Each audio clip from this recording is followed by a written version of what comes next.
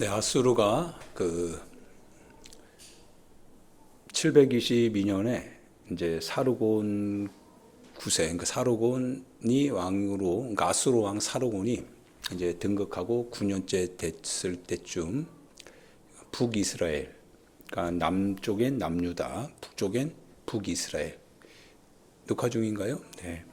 남쪽엔 남유다, 북쪽엔 북이스라엘 이렇게 나누어진 이 원래는 하나였었죠. 그래서 이 북이스라엘을 사르곤 9년째 되던 해에 이제 초토화시킵니다. 그리고 사마리아를 회파하죠. 회파하고 그 땅에다가 이방 민족들을 이주시킵니다. 그래서 사마리아가 이제 이방인의 땅으로 이제 완전히 변화하게 됩니다. 그러면서 그 땅에는 이제 이방 신이 이제 공공연하게 각 지역마다 마을마다 섬기게 되죠. 그러면서 그 멸망한 이유가 결국 그들이 하나님의 말씀을 듣지 아니하고 그들이 하나님의 가증히 여기는 바 우상을 섬긴 그 죄로 말미암아 하나님께서 그들을 아수르의 이방인에게 넘겨주었다라 이렇게 표현을 합니다. 그러니까 넘김을 당하는 것도 실은 하나님의 섭리 안에 있는 것이죠. 하나님의 섭리 안에서 악한 자가 실은 하나님의 그 채찍이 되는 거죠. 하나님의 백성의 채찍을 위해서 부득불 사용되는 것을 우리가 보게 됩니다. 그러고 나서 한 8년쯤 지났을까요? 이제 남쪽에 남유다가 있잖아요. 이 남유다가 그 당시 다스리던 왕이 히스기야 왕이었는데 사나립이 그 파죽지세로 그 전 지역들 즉 중동 연안의 소수 국가를 다 병합하고 그리고 많은 나라를 하나의 제국으로 이렇게 정복해 나갈 때 그 힘을 누가 막아요? 막을 수 없었거든요. 그러던 중에 이제 아프리카, 그러니까 이집트죠. 지금 애굽을 향해서 이제 애굽 땅을 이제 점령하려고 내려옵니다. 메소포타미아, 지중해 쪽에서 이렇게 쭉 나일강으로 내려오는데 그 중간에 위치한 나라가 바로 유다죠. 이스라엘입니다. 그래서 북이스라엘은 일단 멸망했고 남유다를 멸망시켜야 되는데 근데 남유다는 굉장히 전략적 요충지입니다. 전략적 요충지에서 애굽에 있어서도 만약 이 유다가 넘어가면 바로 이제 이집트 쪽으로 이제 들어오는 거니까 어떻든지 간에 협공해야 됩니다. 협력해야 됩니다. 반면에 중동 쪽에서도 이 사내립도 이집트의 그와 같은 물자나 그리고 그 안에 있는 풍성한 여러 가지 자원들을 얻으려면 그러면 반드시 이 유다를 공략해서 그래서 유다를 섬멸시키고 그리고 이 이집트 땅을 점령하는 그 같은 단계를 거쳐야 됩니다. 그러니까 어떻게 보면 우리나라랑 비슷한 것 같아요. 그래서 우리나라가 위에는 북한, 아래는 남한. 그래서 우리나라가 이제 남한이 무너지면 소위 말하면 이제 이 아시아 땅은 거의 공산국에 의해서 이렇게 부득불 주도권이 넘어가게 되기 때문에 전략적 요충지죠. 남한이 무너지면 그래서 안 되는 거죠. 이것을 통해서 미국이나 이런 유럽 쪽이나 들어올 수 있는 하나의 중요한 하나의 어떤 요충지가 되는 거니까요. 그래서 굉장히 그러니까 강대국에 의하여서 항상 이 침략을 당할 수밖에 없었던 그와 같은 나라가 우리나라였고 이스라엘도 지금 이제 오늘 읽은 바 이스라엘도 마찬가지였습니다. 그런데 이스라엘이요 유다 왕 히스기야 때 이 사네립이 이집트를 점령하려고 내려오는 중에 예루살렘은 고산지대에 있습니다. 그래서 예루살렘으로 올라간다 이런 표현을 쓸 때 그 예루살렘의 위치가 고산지대이기 때문에 산을 이렇게 올라간다 이런 표현을 쓰는 겁니다. 이 사네립의 신하 랍사게와 함께하는 그 군사가 18만 거의 5천 명이 죽었다고 했으니까요. 그만큼의 대군이지요. 그 당시 엄청난 대군입니다. 대군이 이제 쭉 라기스는 사마리아 밑에 예루살렘보다 조금 아래쪽에 있는, 그래서 그곳에서 예루살렘으로 이제 동방으로, 동쪽에 있는 게 예루살렘인데, 그래서 동쪽으로 이렇게 쭉 올라가면서 예루살렘을 포위합니다. 왜냐하면 히스기야가 더 이상 아수르의 조공을 바치지 않기로 했던 것 같아요. 우리가 당신에게 이제 굴하지 않겠습니다. 식민지화되는 거 더 이상 용인하지 않겠습니다. 뭐 이렇게 선언했으니까, 그래서 사내립이 공략을 하기 시작한 거죠. 그러고 나서 그 성에 있는 히스기야를 향하여서 랍사게로 하여금 분열 작전을 일으킵니다. 굉장히 책동가 같아요, 이 랍사게가. 그래서 책동을 하기 시작하는데요. 그 성 안에 있는 사람들을 이제 왕과 백성들 간에 갈라치기 하는 겁니다. 쭉 갈라치기예요. 왕의 말을 듣지 마라. 너희들이 왕의 말을 듣지 마라. 하나님만이 너희들을 건지실 거라고, 하나님께서 너희들을 건져내실 거라고 하는 이 히스기야의 왕의 말, 너희 듣지 마라. 만약 여호와께서 정말 너희를 건지신다고 한다면, 그러면 히스기야가 왜 주변 산당에서 드려지는 모든 예배를 왜 폐했겠냐? 오히려 더 확장시켰겠지. 왜 한 곳 예루살렘으로만 집중하게 해서 너희들을 불편하게 했겠냐? 믿지 마라. 갈라치게 합니다. 쭉쭉 막 갈라치게 합니다.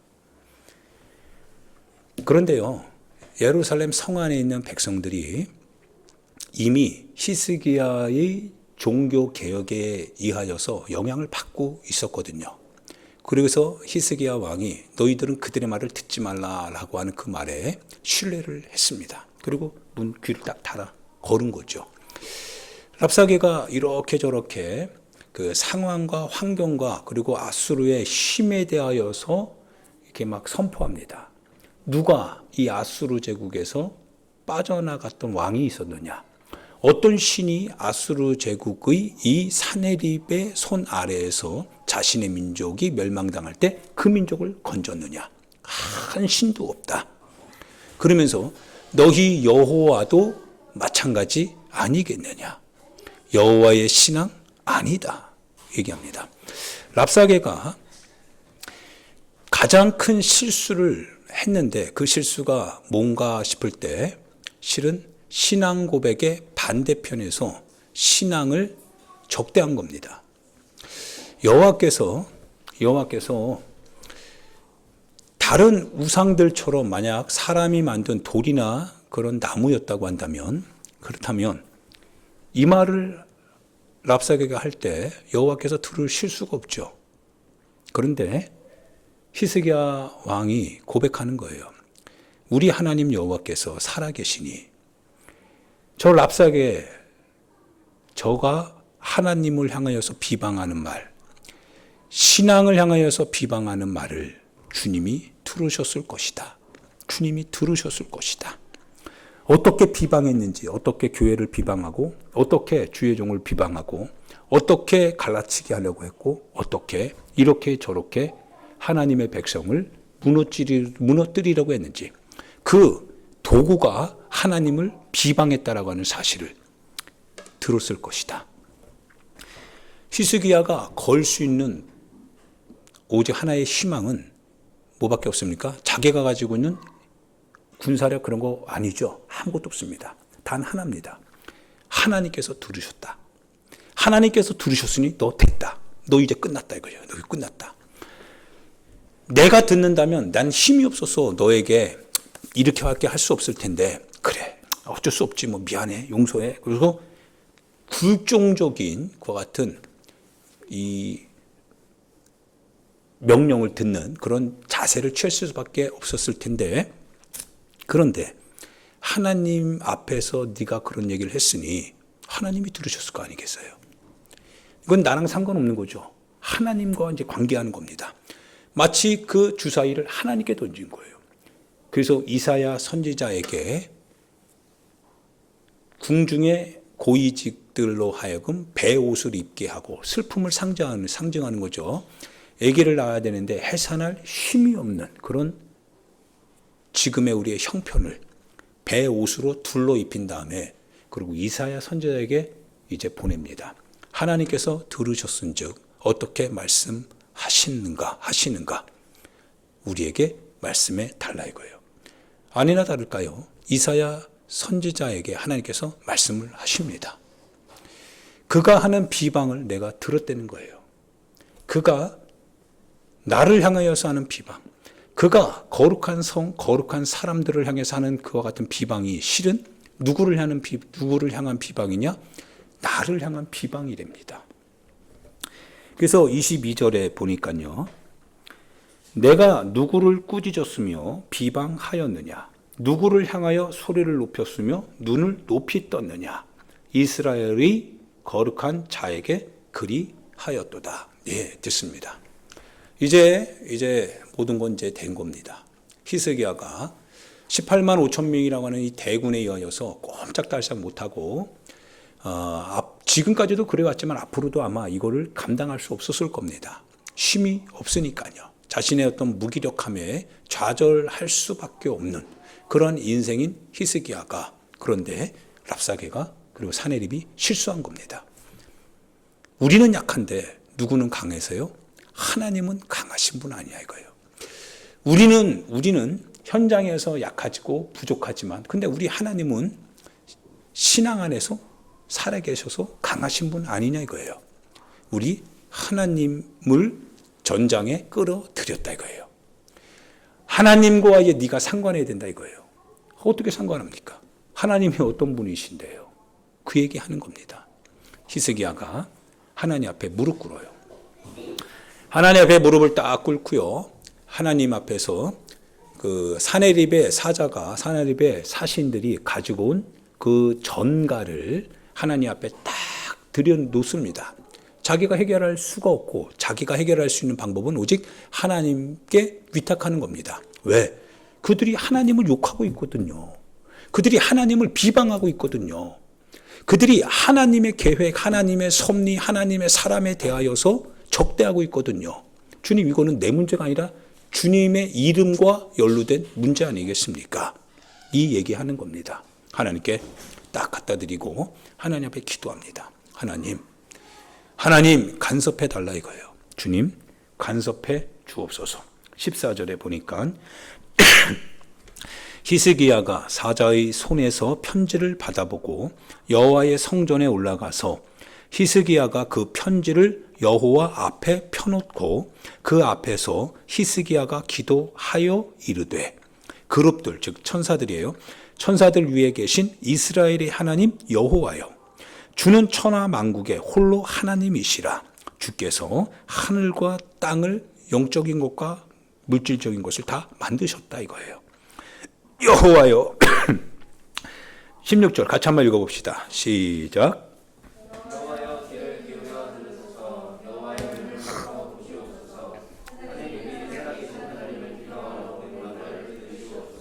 할렐루야. 예, 가끔은 우리가 어려울 때가 있습니다. 여러분과 저도 남에게 얘기해도 되지 않는 그 같은 사정들이 다 있죠. 그거 얘기할 게 아니에요. 얘기해도 못 알아들어요.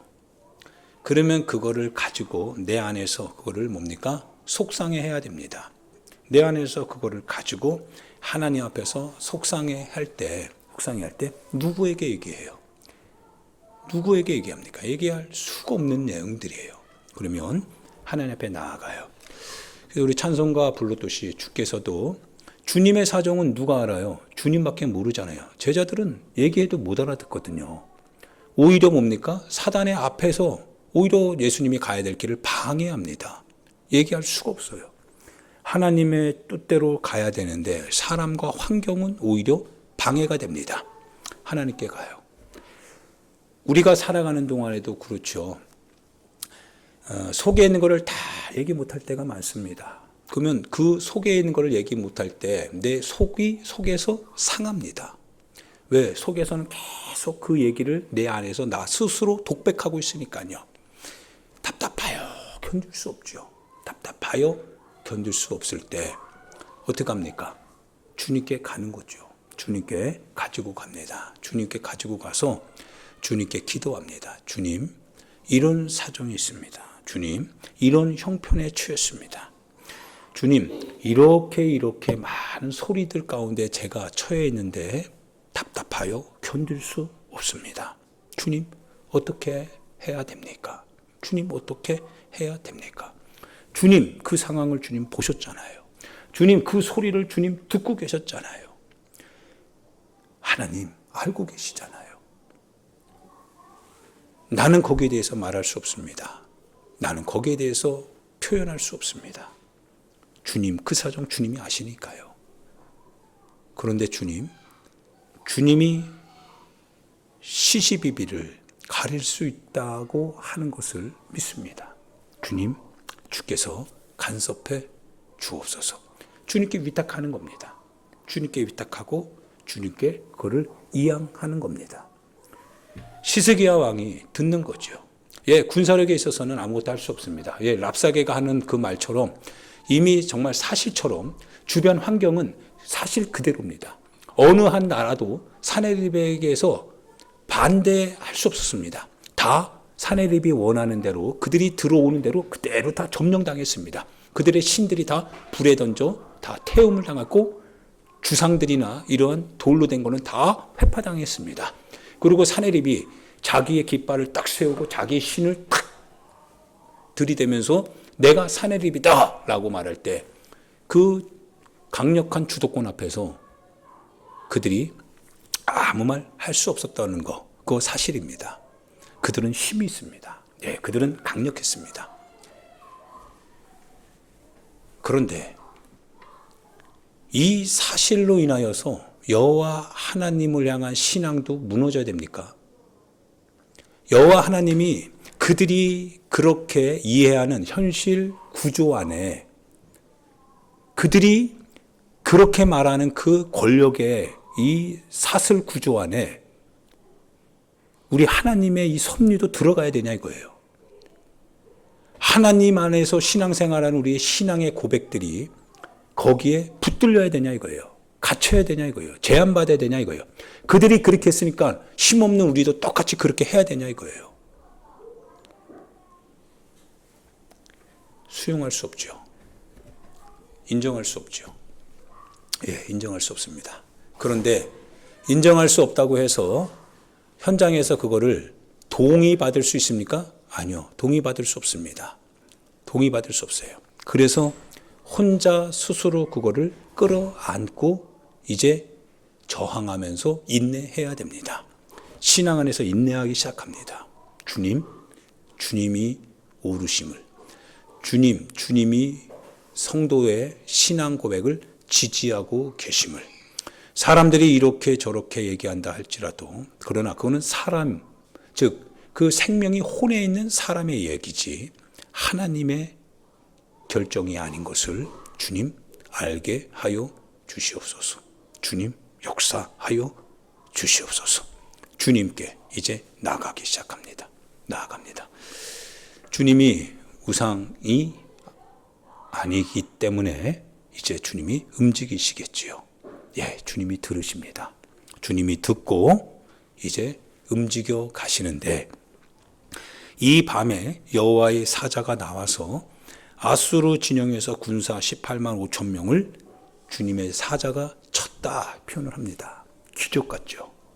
야, 놀랍지 않습니까? 아침에 일찍이 그들이 일어나서 딱 보니까요, 다 어떻게 되어 있어요? 송장이 되어 있더라 이거예요. 사랑하는 여러분, 이 결과가 그냥 나온 결과가 아닙니다. 우리의 신앙을 찬양할 때 사랑하는 여러분, 찬양할 수 있는 그 이유는 결과가 있기 때문에 그렇습니다. 예, 신앙이 좋지요. 신앙이 참 아름답고 그리고 편안하고 그리고 부드럽고 뭔가 우리를 따뜻하게 어머니 품처럼 이렇게 안아주는 것 같이 좋습니다. 예, 결과는 굉장히 좋기 때문에 우리가 찬양합니다. 그런데 그 과정 속에서 누군가는 어떻게 했습니까? 그 고난의 현장 속에서 기도하기 시작했습니다. 불안하고 두렵고 떨리고 자신의 상황이 굉장히 열악하고 인간의 기준으로 봤을 때는 도저히 계산이 되지 않기 때문에 버틴다라고 하는 것 자체가 결함으로 파헤치는 것 같아서 가장 합리적인 게 뭘까? 가장 이성적인 게 뭘까? 우리가 계산을 한다면 가장 그래도 남을 수 있는 것이 무엇일까? 그게 맞는 거 아닐까? 라고 하는 이와 같은 고통의 이 어둠의 시간이죠. 그 시간을 누군가는 뭡니까? 통과해 나고 있다는 거예요. 아니다. 랍사계의 군사가 18만 5천이고 우리가 그들이 행했던 그 전력을 우리가 살펴보건대 그들의 말이 맞다. 그래서 우리는 당연히 싸우면 우리는 당연히 진다. 어떻게 해볼 방법이 없다. 할 수 있는 건 하나도 없다.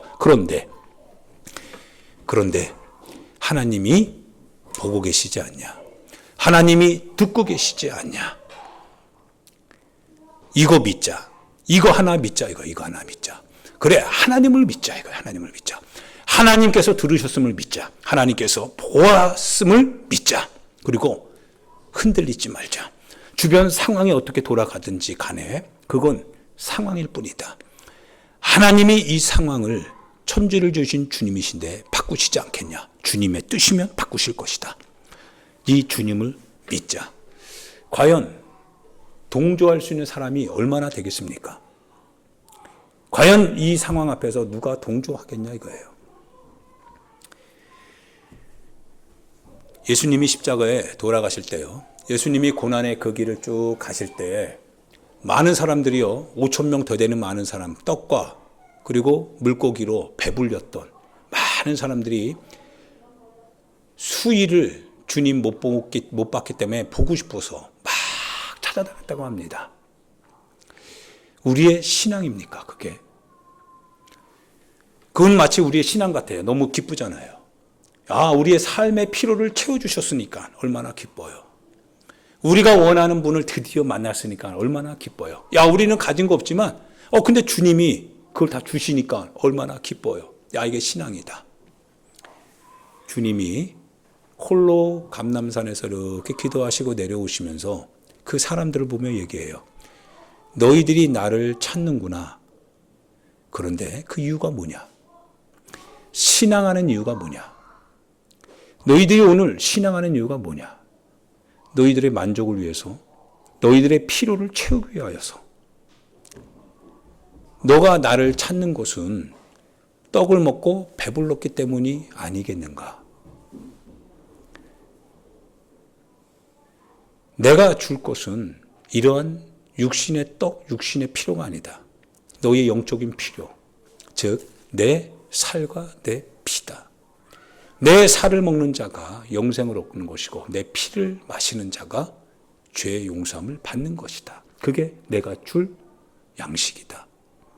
많은 사람들이요, 자기의 생각과 어긋나니까 어떻게 합니까? 떠나가기 시작합니다. 자기의 필요에 대해서 채워주시는 주님이 아니라 오히려 뭔가 불안함을 조성하는 주님이세요. 사람들이 떠나갑니다. 제자들에게 말하죠. 너희들도 가려느냐? 너희들도 가려느냐? 신앙생활하다가 필요가 채워지지 않으면, 신앙생활하다가 불편한 일이 생기면, 신앙생활하다가 너희들의 뜻과 맞지 않는다면, 신앙생활하다가 너희들이 추구하는 것과 주님이 요구하는 것과 충돌이 된다면, 그러면 너희들도 가려느냐? 너희들이 머무는 곳은 너희들에게 무엇인가를, 너희들이 원하는 것을 충족시켜줄 때 머문다면, 충족이 안 되면 그러면 갈 것이냐? 제자들이 말합니다. 영생의 말씀이 주께 있는데 우리가 어디로 갑니까? 갈 곳이 없는 거예요. 왜요? 그들은 필요를 다 버렸거든요. 그들은 예수님을 따라가기 위해서 자신들의 필요한 것들을 다 버렸던 사람들입니다. 갈 데가 없는 거죠.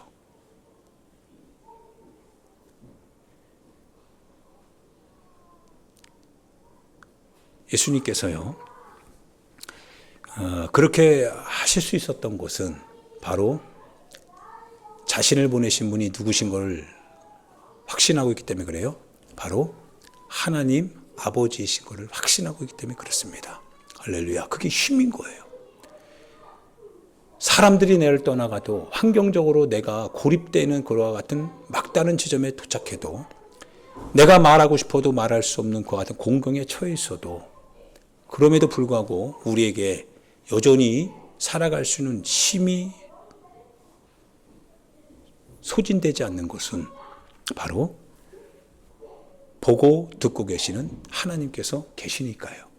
그분이 우리를 알고 계시니까요. 그분이 일어날 때 우리를 뭡니까? 일으켜 주실 것을 아니까요. 그래서 그분이 거룩한 용사다 이렇게 표현을 합니다.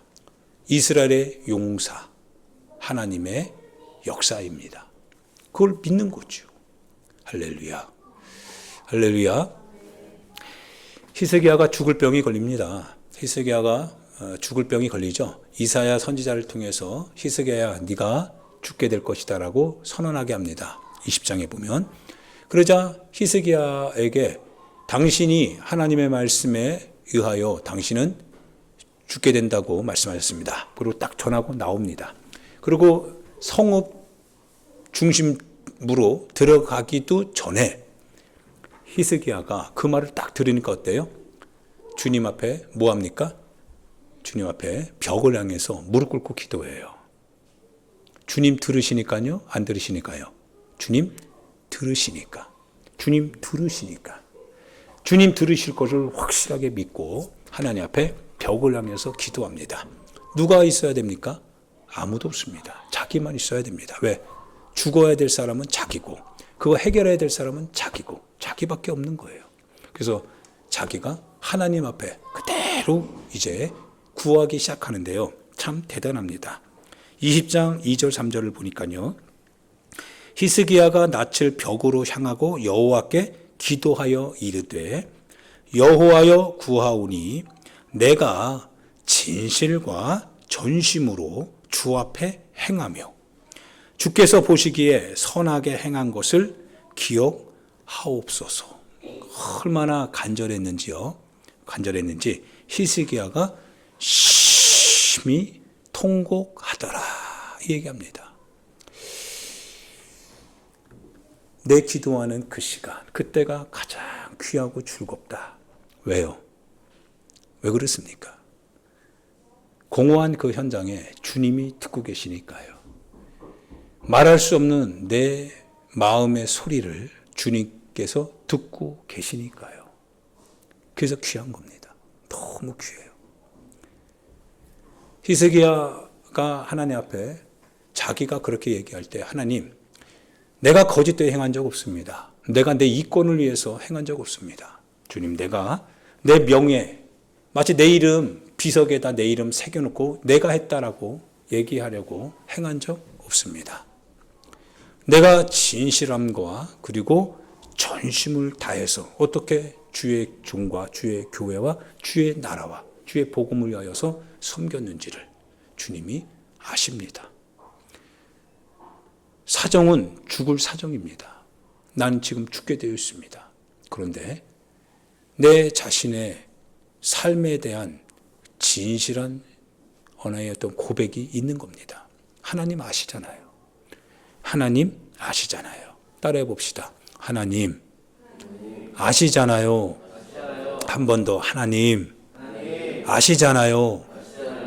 예, 하나님 아시잖아요.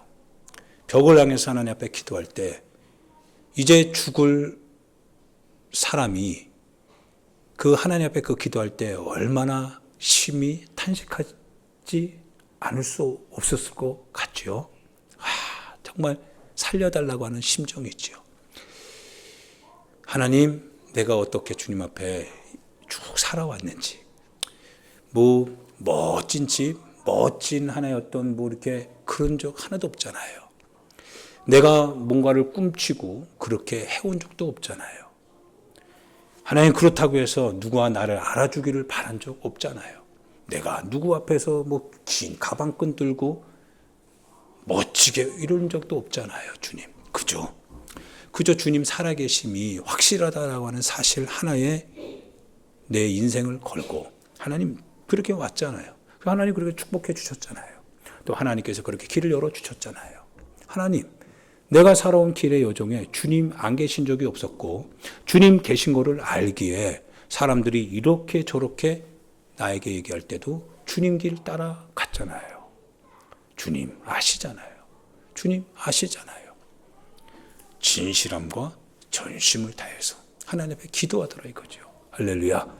신앙생활을 그래서 정직하고 진실하게 할 수 있기를 부탁드립니다. 언젠가 사용할 때가 와요. 여러분 자신의 삶에서 여러분 자신의 어떤 개인적인 사사로운 이권을 위해서 살아가는 것이 아니었다고 한다면 하나님 앞에 여러분이 공경에 처하게 될 때 하나님만이 그 공경을 해결해 주실 수 있다라고 하는 그런 상황에 처할 때 여러분의 살아온 인생을 향하여서 하나님 앞에 탄식할 때가 올 때가 있다 이거예요. 주님, 정직하고 진실하게 주님 앞에 살아왔습니다. 주님 도와주시옵소서. 주님 아시잖아요. 고백할 때가 온다 이거예요. 그래서 히스기야가요. 히스기야를 이 처음 들어가는 18장 쪽에 이렇게 쭉 보면 히스기야가 그 지역 산당에서 그 예배를 자기들 마음대로 하겠다라고 하는 사람들의 그 의중을 모를 리 없어요. 그런데 그걸 다 회파하면서 모든 예배는 예루살렘으로 와라. 이렇게 할 때 얼마나 용기가 필요했겠습니까? 많은 사람들의 어떠한 하나의 원송이 막 들려왔을 거거든요. 왜 지금까지 이렇게 왔는데 왜 당신이 그렇게 고집하고 왜 당신만 그렇게 우리를 힘들게 하냐. 지금까지 그렇게 해왔는데 그 아버지 아하스도 그렇게 했거든요. 그 아버지 아하스가 브로닥 발라단이라고 하는 그 같은 바벨론의 그 제사상을 보고 그게 좋아 보이니까 그게 화려하고 그게 좋아 보이니까 야 우리 교회도 그렇게 하자라고 도용했던 사람이 아하스 자기 왕이었거든요. 근데 그 아들 히스기야가 네 아버지가 그렇게 했는데 네가 뭔데 이걸 다 회파하냐? 다 회파시켜요. 얼마나 힘들었겠어요. 그런데 그가 하나님과 연합하여 흔들리지 않았다고 했어요.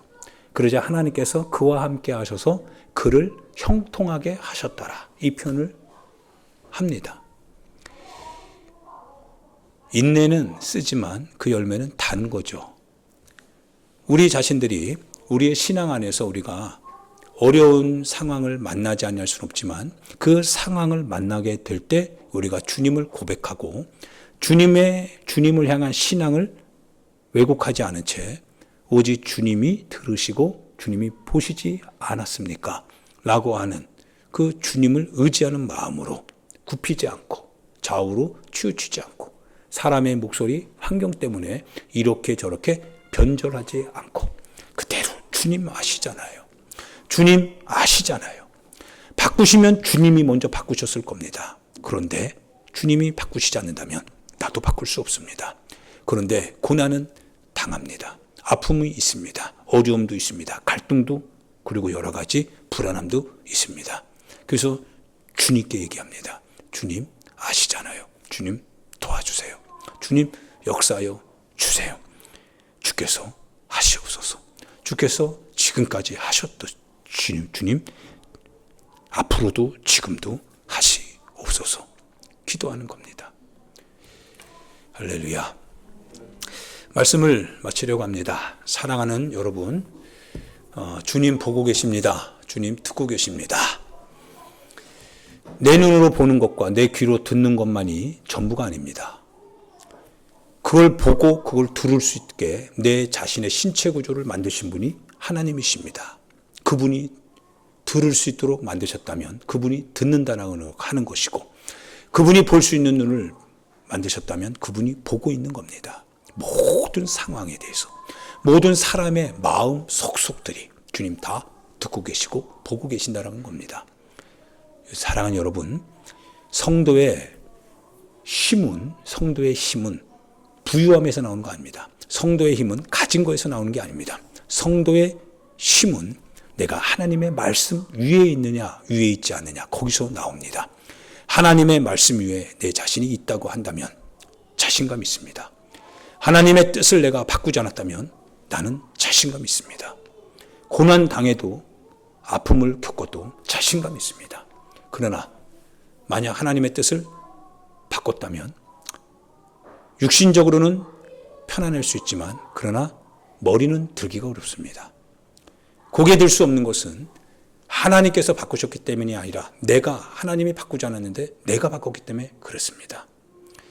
신앙의 힘은 하나님의 뜻 위에서 내가 오늘 있는가라고 하는 질문에 대해서 내가 대답할 때 하나님의 뜻대로 살겠습니다. 그 뜻 위에 있겠습니다. 라고 할 때 용기와 힘이 성도에게 나오는 겁니다. 할렐루야. 믿음으로 사시길 바랍니다.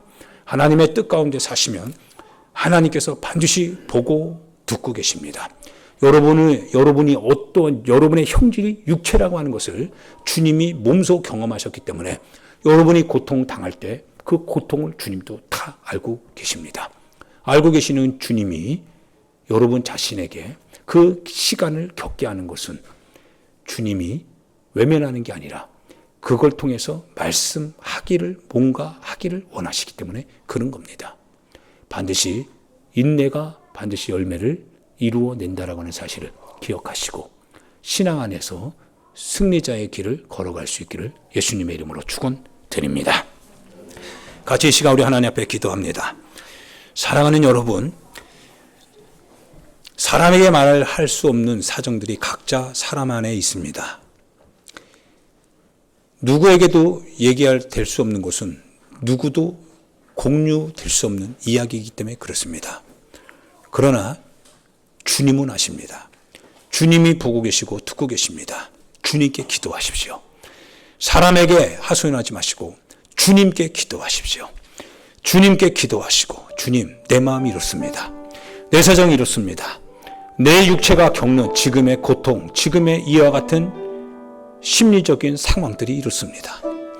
주님, 도움을 구하지만 그러나 주님, 말할 수도 없습니다. 환경이 열리기를 원하지만 하나님, 내 능력 가지고는 부족합니다. 견딜 수 없습니다. 너무 견딜 수 없습니다. 주님, 도와주세요. 주님, 도와주셔야 됩니다. 주님 아시잖아요. 주님 아시잖아요. 주님 아시잖아요. 주님 도와주세요. 주님께 구하시길 부탁드립니다. 주님이 반드시 여러분의 기도를 들으시고 응답하실 것입니다. 지금까지 응답하셨던 그 주님이 여러분의 기도도 응답하실 것입니다. 우리 주여 한번 부르고 간절하게 진심으로 하나님 앞에